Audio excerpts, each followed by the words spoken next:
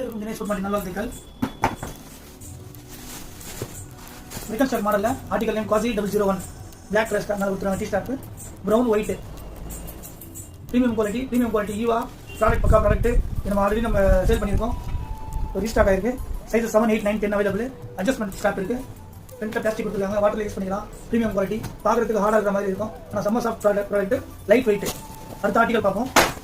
காசி 004 இந்த article name. இதுவும் அதே போல தான். குவாலிட்டி எல்லாமே சேம் தான். மாடல் பார்த்தீங்கன்னா ஃப்ரண்ட்டில் ரிங்கு வரும். 2 அட்ஜஸ்ட்மெண்ட் வரும்.